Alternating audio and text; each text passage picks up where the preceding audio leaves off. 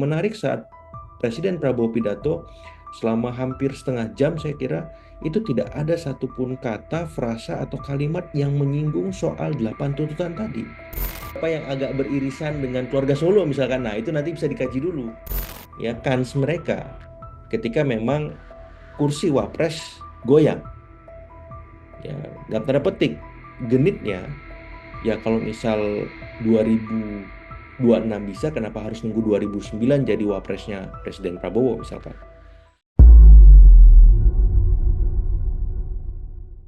Halo Tribuners, Tribunnews on Fokus kembali menjumpai Anda bersama saya Tini Aufsin. Usulan pemakzulan Gibran Rakabuming Raka sebagai wakil presiden oleh Purnawirawan TNI ini membuat memanasnya politik begitu. Belum selesai soal usulan pemakzulan batalnya mutasi Lejen Kunto Arif yang merupakan anak jenderal dari Purnawirawan Tri Sutrisno juga akhirnya menambah perhatian publik begitu. Di tengah kabar tersebut, Presiden Prabowo kemarin bertemu dengan Purnawirawan TNI yang katanya adalah acara halal bihalal. Namun benarkah acara ini memang difungsikan untuk halal bihalal atau pertemuan ini ada makna lain di baliknya? Nah, kita akan berdiskusi bersama dengan Direktur Eksekutif Trias Politika Strategis, yaitu Mas Agung Baskoro yang sudah terhubung dengan kami melalui Zoom. Halo, Mas Agung, apa kabar? Alhamdulillah baik Mbak Tini, pemirsa semua, semoga semuanya sehat ya. Alhamdulillah, ini sehat. Meskipun agak Alhamdulillah. panas begitu ya ini Iya, suasana. siap. Langsung aja ini Iya, seperti saya paparkan di awal tadi, oke. Mas Agung, kalau melihat dari pertemuan dari Pak Presiden bersama dengan Purnawirawan TNI kemarin di Ya. Balai Kartini yang dilakukan di tengah isu usulan pemecatan Mas Gibran. Kalau dari pandangan Mas Agung sendiri, ini melihatnya seperti apa? Iya, saya melihat ya secara institusional Presiden Prabowo berusaha meredam beragam dinamika, gejolak maupun disharmoni relasi antara para purnawirawan dengan pemerintahan hari ini. Dan saya mengapresiasi itu sehingga isu ini sedikit banyak lebih cooling down, ya tidak terlalu menyeruak. Walaupun di grassroots bisa jadi para purnawirawan, ya tidak semua, sebagian mungkin itu tetap melakukan gerilya, melakukan lobby, pertemuan dengan kelompok-kelompok masyarakat lain untuk mengekskalasi isu dan tuntutan 8 poin itu. Tapi dari pemerintah saya melihat wabil khusus Presiden Prabowo cukup bijak merespon beragam dinamika itu. Dan kita tahu ketika kemarin beliau hadir dalam acara halal bihalal tersebut, Pak Presiden Prabowo persis duduk bersebelahan dengan Wakil Presiden ke-6 Pak Tri Sutrisno yang memang notabene mengetahui 8 tuntutan tadi dan dalam tanda petik menyetujui. Beliau duduk bersebelahan, kemudian memberikan gestur hormat, ya bukti respek beliau kepada senior di TNI-nya, kemudian senior di pemerintahan sebagai Wakil Presiden ke-6. Dan yang menarik saat Presiden Prabowo pidato selama hampir setengah jam saya kira itu tidak ada satupun kata, frasa atau kalimat yang menyinggung soal 8 tuntutan tadi. Menurut saya itu luar biasa. Kedewasaan beliau, kematangan beliau karena kita tahu ya secara personal Presiden Prabowo ini pernah berada di luar kekuasaan di seberang sana. Persis ketika 2009 ketika kalah Pilpres bersama Ibu Mega menghadapi Pak SBY, kemudian di 2014 menghadapi Pak Jokowi, dan itu menunjukkan bagaimana beliau begitu empati terhadap masukan, aspirasi, maupun tanggapan para purnawirawan yang termaktub dalam 8 poin tersebut. Nah, saya berharap sikap dan kenegarawan beliau ini bisa diteladani oleh semua, wabil khusus menterinya, Mbak Tini, Ya. supaya semakin fokus bekerja dan loyalitasnya tunggal kepada Presiden Prabowo, tanpa ada slip of tongue seperti halnya kemarin-kemarin itu. Mungkin itu sebagai pengantar, Mbak Tini. Baik, bisa dikatakan berarti cara meredam Pak Prabowo ini untuk mengatasi situasi-situasi yang memanas kayak gini ini Ya, termasuk cepat gitu ya, gercep Se- gitu. Ya, sangat cepat karena kita tahu setelah 8 poin tuntutan itu disampaikan kepada publik, langsung ya penasihat khusus Presiden yakni Pak Wiranto merespon itu, kemudian menyampaikan akan menindaklanjuti dan mengkajinya bersama pemerintah semacam itu. Kemudian kita tahu juga direspon oleh Pak Dudung, kemudian ada pertemuan antara kelompok purnawirawan yang lain yang lebih formal, apakah itu PPAD, PPAU, PPAL ya di Magelang, kemudian kemarin halal bihalal bersama PPAD dan kelompok purnawirawan yang lain. dan ujungnya Presiden Prabowo hadir di sana. Jadi sekuennya cepat, apalagi kita tahu memang setelah 8 poin itu ada tadi ya soal mutasi yang kemudian viral, Ya. kemudian direvisi lagi terkait Pak Gunto semacam itu, sehingga ini akhirnya membuat isu atau bola liar yang tidak perlu di internal TNI maupun di publik secara keseluruhan. Dan ketika Presiden Prabowo tampil kemarin di acara puncak ya halal bihalal para purnawirawan tersebut, sedikit banyak itu bisa membuat publik kembali objektif, proporsional, bahkan semua pihak profesional merespon dinamika ini, sehingga acuannya, relnya tetap dalam kerangka konstitusional. Ya kita boleh berbeda, kita boleh tidak sama pendapatnya, tapi yang jelas ya Pak Prabowo kemarin juga menegaskan para purnawan ini selalu ditunggu kontribusinya untuk bangsa, apapun itu. Nah, saya kira itu dalam tanda petik afirmasi beliau bahwa ia ingin merangkul semua kalangan ya, baik di dalam maupun di luar kekuasaan untuk memberikan masukan-masukan konstruktif kepada pemerintah supaya beliau ketika memimpin tidak merasa sendirian atau beliau hanya melakukan kontribusi atau kebaikan dalam konteks pemerintahannya saja tanpa keterlibatan pihak-pihak lainnya seperti itu. Berarti sebenarnya usulan atau pandangan dari Purnawirawan TNI sendiri ini sangat penting begitu bagi Presiden untuk menjalankan pemerintahan sebenarnya.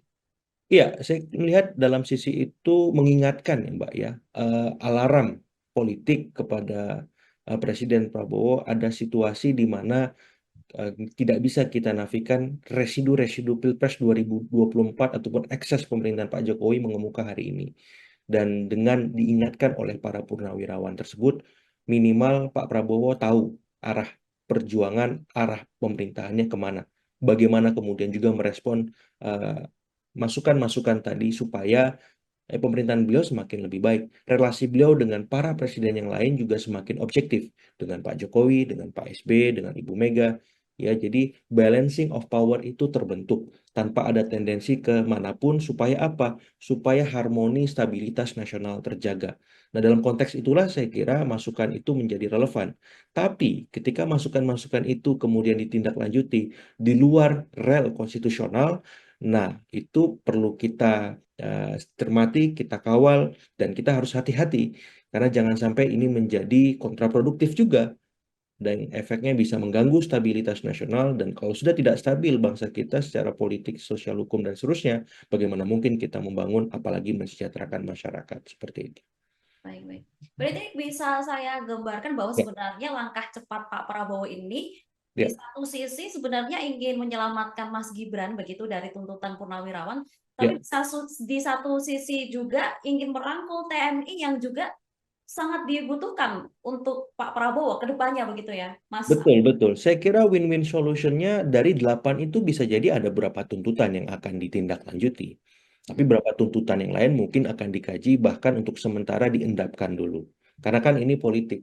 Pasti ada titik tengahnya. 8 ya ayolah jangan semuanya 4 dulu gimana. Karena pemerintahannya baru dimulai misalkan seperti itu.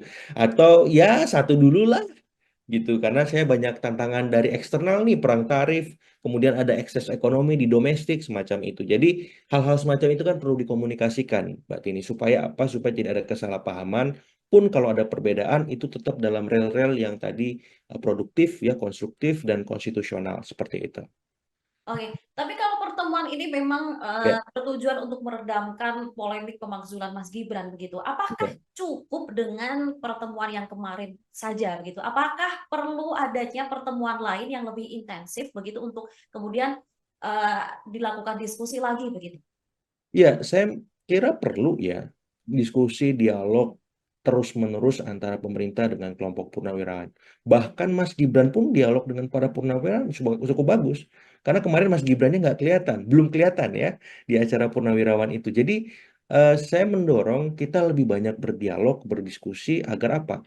Agar energi kita lebih banyak yang positif ketimbang sebaliknya, menimbang tantangan di eksternal maupun di internal cukup kompleks.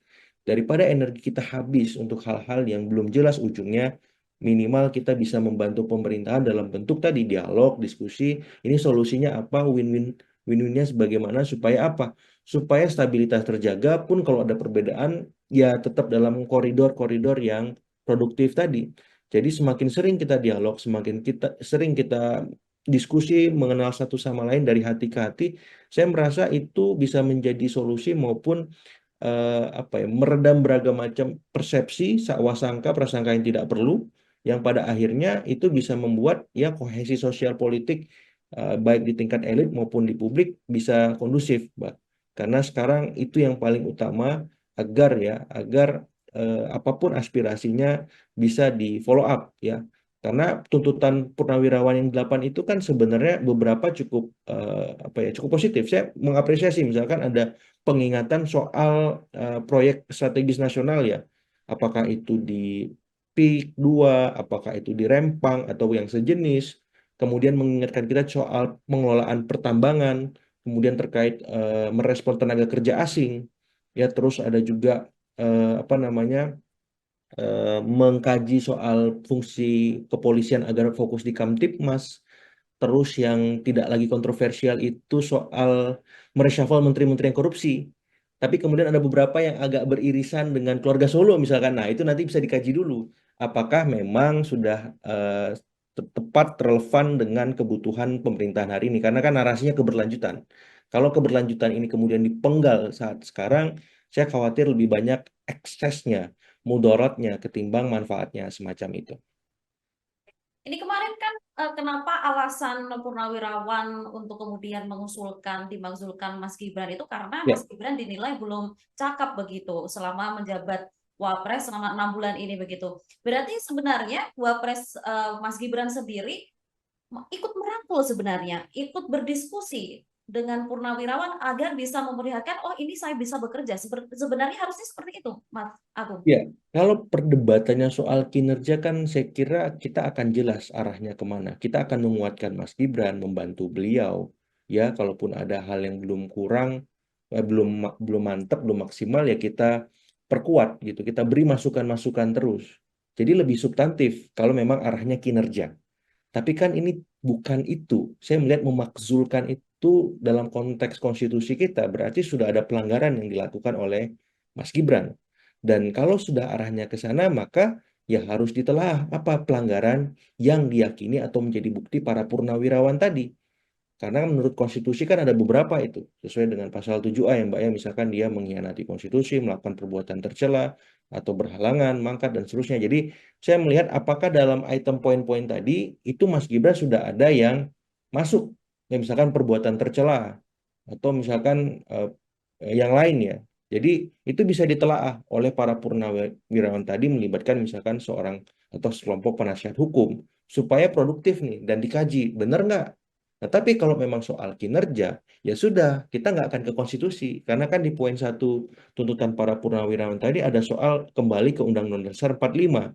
Dan itu sangat fundamental bagi bangsa kita. Ya, saya pribadi kalau poin nomor 1 nggak setuju.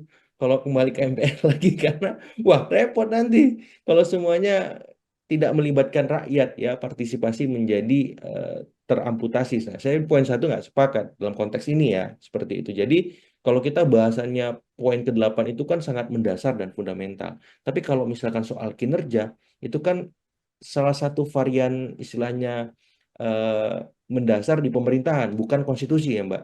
Jadi ya sudah, kita fokus ke sini nih, bagaimana menguatkan, memperbaiki kinerja Mas Wapres, Mas Gibran supaya lebih baik. Nah, saya melihat ini lebih lebih apa ya, lebih produktif seperti itu ketimbang kita membahas yang mendasar karena ini bisa membuka kotak Pandora masalah-masalah lain, hal-hal yang sebenarnya sudah selesai kita lewati seperti itu sehingga pemerintahan yang sudah 6 bulan berjalan ini bisa semakin optimal kalau fokusnya kinerja, kalau fokusnya bagaimana soal performa. Nah, itu yang memang saya harapkan bisa dilakukan oleh para purnawirawan. Kira-kira bisa kolaborasi di mana nih para purnawirawan untuk menguatkan itu. Itu kenapa kemudian saya tadi mengendorse, nggak ada salahnya juga selain Pak Prabowo ataupun Pak Wiranto, Mas Gibran juga ikut dialog, diskusi bersama purnawirawan juga bagus menurut saya, supaya sakwasangka, ya kemudian kesalahpahaman yang tidak perlu itu bisa diluruskan. Minimal ketemu kan akan beda tensinya ketika melihat langsung perasaannya ya kita bicara dari hati ke hati ada yang lebih besar dari ini semua misalkan bagaimana Indonesia lebih baik saya kira itu akan lebih menarik ya Mbak ini seperti itu. Oke. Tapi ini menarik Kalau dari pandangan Mas Agung sendiri, Betul. tadi kan sebenarnya ada dua persoalan antara apakah Mas Gibran ini dimakzulkan karena memang melanggar aturan di MK atau memang benarkah soal eh, kurangnya kinerjanya begitu. Ya. Kalau dari pandangan Mas Agung sendiri, apakah dua-duanya itu sebenarnya ada makna lain yang sebenarnya ada tujuan berbeda, ada agenda lain untuk memakzulkan Mas Gibran begitu? Ya, saya melihat lebih ke residu Pilpres 2024 ya, Mbak. Ya, di mana memang ada soal pelanggaran etik kalau bahasa MK terhadap pencalonan Mas Gibran sebagai cawapresnya Pak Prabowo dan sekarang menjadi wapresnya Pak Prabowo. Jadi itulah yang menjadi concern para purnawirawan karena mereka merasa nggak bener nih konstitusi kita diutak-atik, terus hukumannya cuman pelanggaran etik semacam itu. Dan kemudian Mas Gibran sah sebagai wapres. Itulah yang eh, apa ya membuat mereka gusar dan tidak nyaman. Yang kedua yang saya lihat juga ada beberapa aspirasi di internal purnawirawan yang khawatir ya kalau misalkan Presiden Prabowo dalam tanda petik berhalangan yang menggantikan kan Mas Gibran. Seperti itu. Dan sampai hari ini mereka, kelompok purnawirawan tadi, belum yakin dengan kinerjanya, performanya 6 bulan ini. Dan kalau di sana arahannya ya tadi, ya kita kuatkan. Ini kan harus move on terus. Perjalanan bangsa harus maju ke depan. Kita boleh lihat ke belakang ya soal pelanggaran etik tersebut, tapi mau sampai kapan gitu. Tapi kalau memang arahannya juga ada perdebatan di internal purnawirawan karena Mas Gibran terindikasi atau terduga melakukan perbuatan tercela. Ya, dan itu beliau dalam tanda petik belum mengakuinya dan itu bisa masuk ya delik ataupun dalil perbuatan tercela sebagaimana pasal 7A di konstitusi kita. Nah, tarik menarik soal perdebatan antara apa yang mendasari poin pemakzulan itu yang mengemuka di kalangan internal purnawirawan. Apakah soal Pilpres 2024? Apakah soal ada perbuatan tercela? Apakah terkait kinerja? Nah, ini menjadi tarik ulur dan saya kira isu ataupun sengkarut terkait pemakzulan ini bakal terus mengemuka, Mbak Tini, karena berkelindan dengan isu-isu yang lain yang mengitari keluarga Solo. Ya, pun ketika memang proses politik di parlemen agak susah menggolkan pemakzulan ini karena kita tahu pemerintah menguasai 81% ya kursi di parlemen, sisanya kalau dianggap di seberang kekuasaan oleh PDIP, maka itu tidak cukup untuk membawa ini ke tahap yang lebih lanjut ya apakah itu setelah DPR ke MK, MK kemudian kembali ke DPR kemudian bersidang bersama MPR untuk memutuskan. Nah, itu agak susah. Tapi secara kualitatif ya perdebatan, diskusi, dialektika ini akan terus mengemuka karena ada isu-isu lain yang tadi mengitari keluarga Solo bahkan konteks ekosistem yang lebih luas soal 2029. Nah, tinggal bagaimana Presiden Prabowo, ya Mas Wapres, Mas Gibran menyikapi ini dengan ya menurut saya sebaik-baiknya, sebijak-bijaknya, karena ini semua jangan sampai mengganggu fokus utama pemerintah mensejahterakan masyarakat kita seperti itu. Berarti setelah pertemuan ini apakah intensif dari pemberitaan ataupun dari usulan-usulan pemakzulan ini akan semakin naik atau malah akan semakin menurun? Saya melihat ada tren naik, ya ketika Enak. respon pemerintah kemarin juga cukup tinggi ya. Jadi beberapa kalangan purnawirawan saya lihat juga melakukan gerilya ke beberapa tokoh ormas bahkan ke daerah untuk mendiskusikan poin-poin ke-8 itu termasuk pemakzulan utamanya supaya memang bisa didengar oleh elit-elit politik yang memiliki suara ataupun kursi di parlemen tersebut. Dan suka atau tidak, para elit yang memiliki kursi di parlemen ini kan juga menanti ya, mengintip peluang-peluang ya kans mereka ketika memang kursi wapres goyang. Ya, dalam tanda petik, genitnya, ya kalau misal 2026 bisa, kenapa harus nunggu 2009 jadi wapresnya Presiden Prabowo misalkan. Jadi semua melihat, semua menunggu situasi ini, tapi saya berharap ya fokus kita harus ke arah kinerja pemerintahan supaya optimal, karena ini baru 6 bulan, ya perdebatan, dinamika, aspirasi politik, hal wajar, Tapi tadi, kalau memang ini kerangkanya konstitusional, it's okay. Go ahead gitu. Tapi kalau misalkan di luar itu, hentikan. Jangan dilanjutkan. Karena ini bisa mengganggu pemerintahan, masyarakat, dan pada ujungnya kita akan problematik saat merespon beragam tantangan. Seperti itu. Di tengah kondisi dunia yang sekarang gonjang-ganjing begitu ya, tidak menentu. Betul, perangnya bukan hanya perang fisik, perang dagang, nggak tahu perang apa lagi. Saya khawatir kalau kita nggak punya sensitivitas, ya kesadaran kolektif untuk menyikapi perang yang sudah ada, kemudian bersiap ketika ada perang terjadi dalam tanda petik. Nah, bahaya kita sebagai bangsa seperti itu. Sehingga concern kita harus ke sana, ya yang lain seperlunya lah, secukupnya seperti itu. Tapi ini ketidakhadiran Mas Gibran di Ya, acara Halal Bihalal Purnawirawan ini kemarin, apakah sebenarnya ada tanda-tanda ketidakharmonisan begitu antara Mas Gibran dengan Purnawirawan TNI? Meskipun alasan ketidakhadiran kemarin itu karena ada kunker begitu agenda. ke NTT. Betul, betul. Ya kalau diukur dan ditempatkan, agenda ini kan sebenarnya lebih utama untuk Mas Gibran dihadiri ketimbang misalkan kunker yang sudah dijanjikan misalkan karena bisa diwakili oleh menteri-menteri terkait kan. Karena situasinya ada opini dan persepsi publik bahwa relasi Mas Wapres dengan para purnawirawan kurang baik. Jadi prioritasnya harusnya datang ke sana. Tapi itu inilah maksud saya debatable karena bisa jadi kunker tadi juga penting. Tapi saya melihat ada hal yang lebih utama dalam konteks situasi seperti sekarang untuk bagi Mas Gibran membuka komunikasi ke para purnawirawan sebagaimana Presiden Prabowo menunjukkan bahwa dia menjemput bola ketika berinteraksi dengan kelompok ataupun siapapun orang yang beliau anggap lebih senior. Misalkan beliau datang ke Teguh Umar menemui Ibu Mega. Itu kan luar biasa.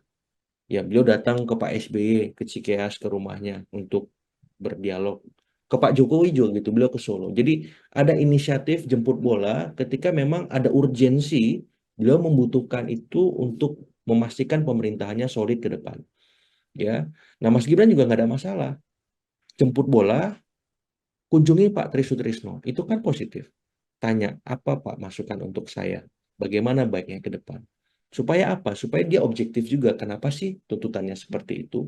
Apa sih yang kurang dari saya? Sehingga bisa diperbaiki. Hal-hal semacam itu tradisi kita sebagai bangsa.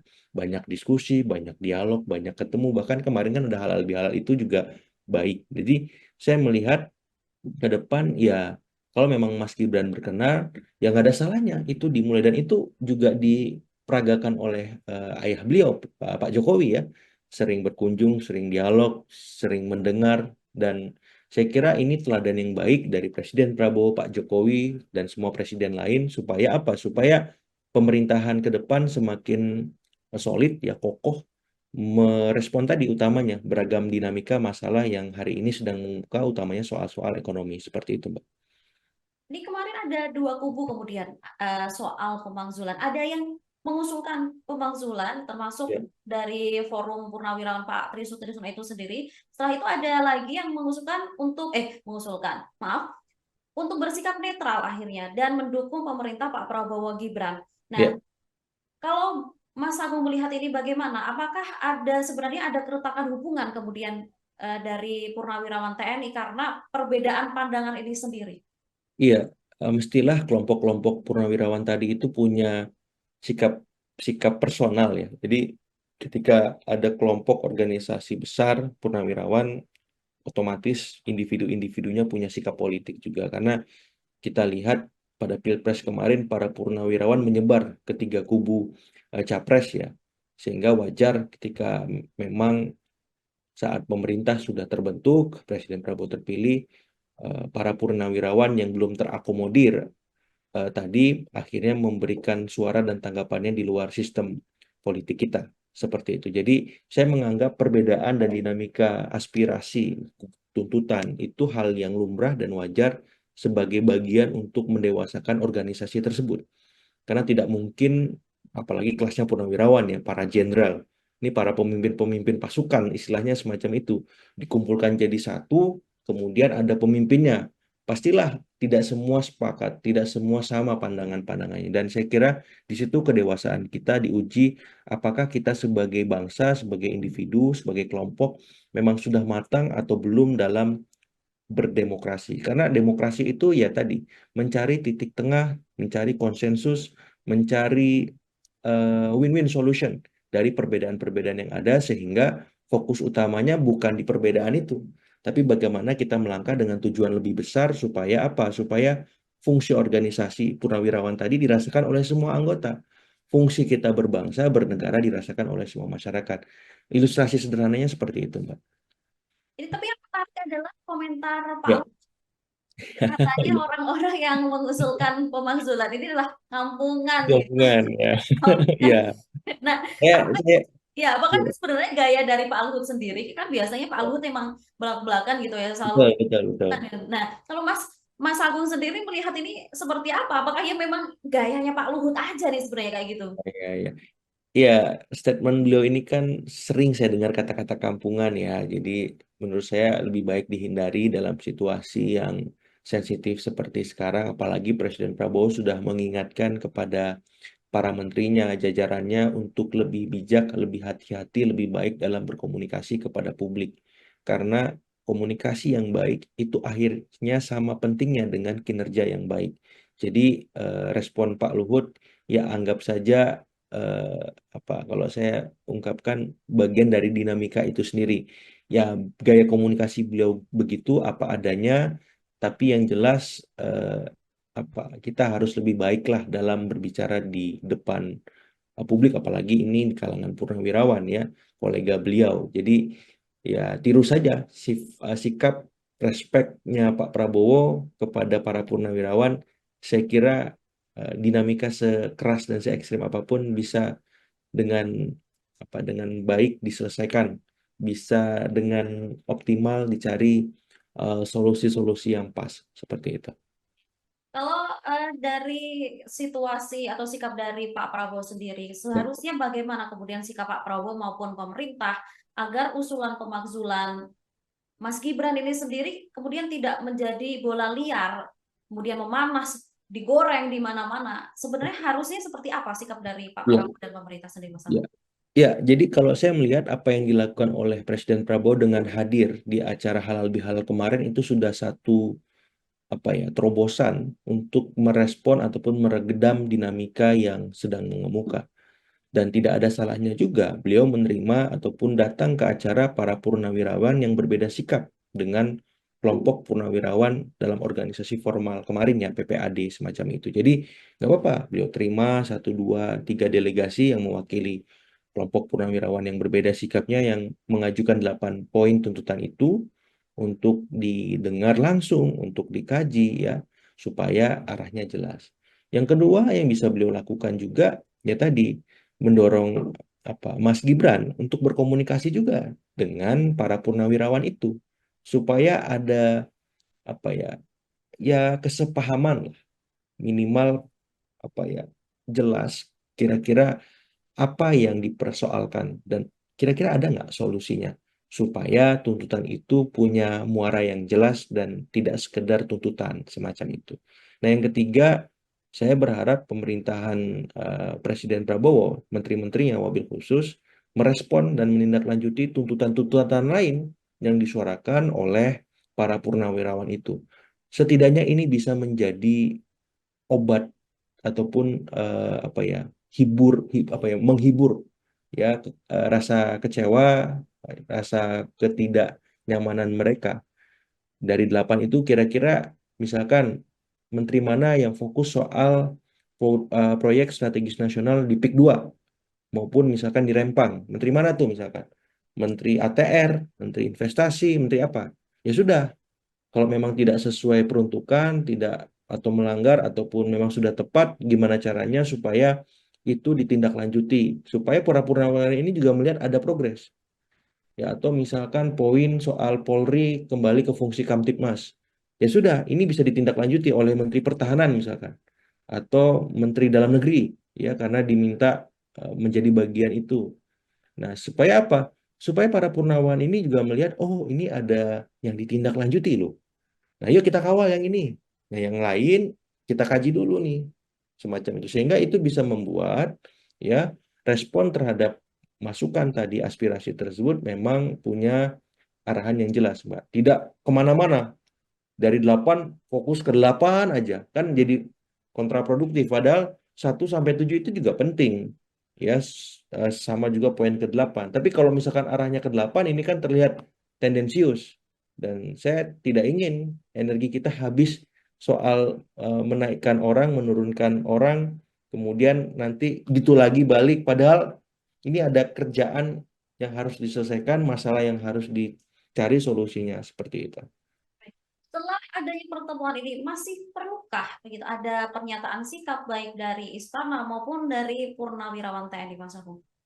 Kalau saya melihat ditindaklanjutin saja, ya poin-poin yang sudah ada 8 poin itu, kemudian diajak komunikasi para pihak terkait supaya jelas arahannya kemana, semacam itu, dan pada ujungnya pun kalau ada pernyataan sikap lagi, memang itu menunjukkan ada progres dari 8 poin itu atau ada kemajuan dari komunikasi yang dilakukan oleh pemerintah dengan para purnawirawan, apapun kemajuan itu. Minimal publik tahu, minimal para purnawirawan bisa mengerti situasi yang dihadapi oleh pemerintah dan kemampuan pemerintah dalam menindaklanjuti poin-poin tuntutan mereka. Sehingga ini bisa menimbulkan kesepahaman, kolaborasi, dan para purnawirawan juga akhirnya bisa terlibat ya mengawal itu, bahkan merealisasikan tuntutannya. Jangan sampai tuntutan ini lepas, tidak punya dasar, dan ya udah sebatas diajukan ke publik tapi tidak dikawal. Nah, saya berharap para purnawirawan ini bisa mengawal juga, karena kan beberapa itu cukup positif ya. Walaupun beberapa poin juga tadi, misalkan nomor 1, misalkan saya nggak sependapat gitu, karena kayaknya agak riskan lah semacam itu. Tapi yang jelas ini kan perlu dikaji bersama-sama. Kalau dikaji dalam kerangka akademik yang jelas, ya bisa dipertanggungjawabkan. Saya kira teman-teman purnawirawan pasti memahami seperti itu. Terima kasih Mas Agung Baik, atas diskusinya hari ini. Kita nantikan bagaimana kemudian langkah yang akan diambil Pak Prabowo maupun pemerintah menyikapi usulan Purnawirawan TNI ini. Apakah akan berfokus ke poin nomor 8 saja ataukah juga akan mengurus ke poin-poin lain begitu sehingga betul, betul. tidak akan melebar kemana-mana masalah-masalahnya begitu. Sekali lagi terima kasih Mas Sama-sama Agung. Mbak Tini pemirsa. Baik, semoga kita bisa berbincang di lain kesempatan. Amin, amin insya Allah. Baik, demikian Tribuners, Tribunnews on Focus hari ini. Saya Tini Afsin bersama kru yang bertugas pamit undur diri. Sampai jumpa. Download Tribun X sekarang. Menghadirkan lokal menjadi Indonesia.